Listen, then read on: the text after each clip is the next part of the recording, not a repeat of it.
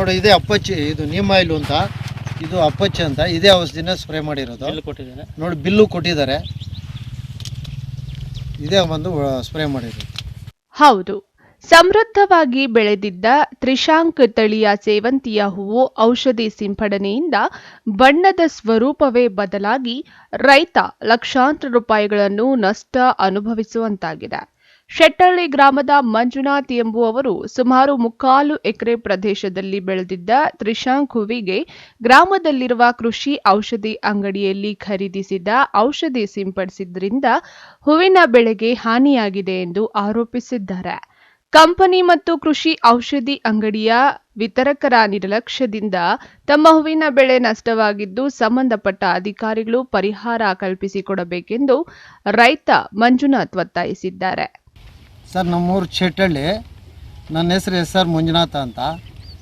ನಾವು ತ್ರಿಶಾಂತಮ್ ಬೆಳೆದಿದ್ವಿ. ಹೂವು ಮಾರ್ಕೆಟ್ಗೆ ಕಿತ್ಕೊಂಡು ಹೋಗ್ತಾ ಇದ್ವಿ. ಸುಮಾರು ಒಂದು 2 ಟ್ರಿಪ್ ಕಿತ್ತಿದ್ವಿ ಹೂವು. ನೆನ್ನೆಲ್ದು ಮೊನ್ನೆ ಹೋಗಿ ಅಪ್ಲೋಡ್ ಅವಲಪ್ಪನ ಅಂಗಡಿಯಲ್ಲಿ ಔಷಧಿ ತಗೊಂಬಂದ್ಬಿಟ್ಟು ಸ್ಪ್ರೇ ಮಾಡಿದಾಗ ಹೂವೆಲ್ಲ ಫುಲ್ಲು ಬ್ಲಾಕ್ ಡ್ಯಾಮೇಜ್ ಆಗಿಬಿಟ್ಟಿದೆ ಹೂವು. ಅದು ಔಷಧಿ ಬಂದು ಅಪ್ಪಚ್ಚಿನೂ ನೀಮ್ ಆಯಿಲು ಕೊಟ್ಟಿದ್ದಾರೆ. ನಾವು ಅದು ಬೇಡ ಅಂತ ಹೇಳಿದ್ವಿ.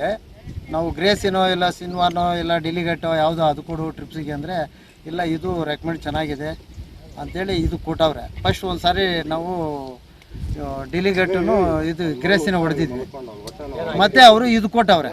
ಇದು ಕೊಟ್ಟು ತಂದು ಹೊಡೆದ ಮೇಲೆ ಈ ಥರ ಎಲ್ಲ ಫುಲ್ಲು 3 ದಿವಸಕ್ಕೆ ಬ್ಲ್ಯಾಕ್ ಆಗಿಬಿಟ್ಟೈತೆ. ಕಿತ್ತು ಹೊಡೆದಿದ್ದು ಅವತ್ತು ಸಾಯಂಕಾಲ ಹೊಡೆದ್ವಿ. ಮಾರನೇ ದಿವಸ ಬೆಳಗ್ಗೆನೇ ಹೂ ಕೀಳೋಕ್ಕಾಗುತ್ತೀರ ಎಲ್ಲ ಬ್ಲ್ಯಾಕ್ ಆಗಿಬಿಟ್ಟೈತೆ. ಸುಮಾರು 5 ಲಕ್ಷ ರೂಪಾಯಿ ನಮಗೆ 5 ರಿಂದ 6 ಲಕ್ಷ ರೂಪಾಯಿ ಲಾಸ್ ಆಗಿದೆ. ಕಿತ್ಕೊಂಡು ಹೋಗಿದ್ರೆ ಸುಮಾರು 70 ಸಾವಿರ ಬಂದಿದೆ 12 ಬ್ಯಾಗ್ ಹೂಗೆ. ನಿನ್ನೆ 10 ಬ್ಯಾಗ್ ಕಿತ್ಕೊಂಡು ಹೋಗಿದ್ವಿ, ವಾಪಸ್ ಬಂದ್ಬಿಟ್ಟು ಮಾರ್ಕೆಟಿಂದ. ಈ ಥರ ನಷ್ಟ ಆಗಿದೆ. ಅದಕ್ಕೆ ಹೋಗಿ ನಾವು ತೋಟಗಾರಿಕೆಯವ್ರನ್ನ, ವಿಜಿಲೆನ್ಸ್ವ್ರನ್ನ ಮತ್ತು ಕೃಷಿ ಇಲಾಖೆಯವ್ರನ್ನ ಎಲ್ಲದನ್ನೂ ಕರೆಸಿ ತೋಟ ಎಲ್ಲ ಇನ್ಸ್ಪೆಕ್ಷನ್ ಮಾಡಿಸಿದ್ವಿ. ಮತ್ತು ಅವ್ರ ಮೇಲೆ ಆಕ್ಷನ್ ತಗೊಬೇಕು ಸರ್. ನೋಡಿ ಇದೇ ಅಪ್ಪಚ್ಚಿ, ಇದು ನೀಮ್ ಆಯಿಲ್ ಅಂತ, ಇದು ಅಪ್ಪಚ್ಚಿ ಅಂತ. ಇದೇ ಔಷಧಿನ ಸ್ಪ್ರೇ ಮಾಡಿರೋದು. ನೋಡಿ ಬಿಲ್ಲು ಕೊಟ್ಟಿದ್ದಾರೆ.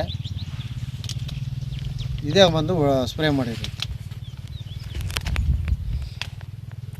ವಿಷಯ ತಿಳಿದ ಕೂಡಲೇ ಜಾಗೃತಿ ದಳದ ವಿಭಾಗದ ಸಹಾಯಕ ನಿರ್ದೇಶಕ ಪ್ರಮೋದ್, ಕೃಷಿ ಇಲಾಖೆ ಸಹಾಯಕ ನಿರ್ದೇಶಕ ರವಿ, ತೋಟಗಾರಿಕೆ ಇಲಾಖೆಯ ಹಿರಿಯ ಸಹಾಯಕ ನಿರ್ದೇಶಕಿ ಮಂಜುಳಾ ಹೂವಿನ ತೋಟಕ್ಕೆ ಭೇಟಿ ನೀಡಿ ನಷ್ಟವಾಗಿರುವ ಹೂಗಳ ಮಾದರಿಯನ್ನು ಸಂಗ್ರಹಿಸಿ ಬಾಗಲಕೋಟೆಯ ವಿಶ್ವವಿದ್ಯಾಲಯಕ್ಕೆ ಪರೀಕ್ಷೆ ಮಾಡಲು ಕಳುಹಿಸಿದ್ದಾರೆ.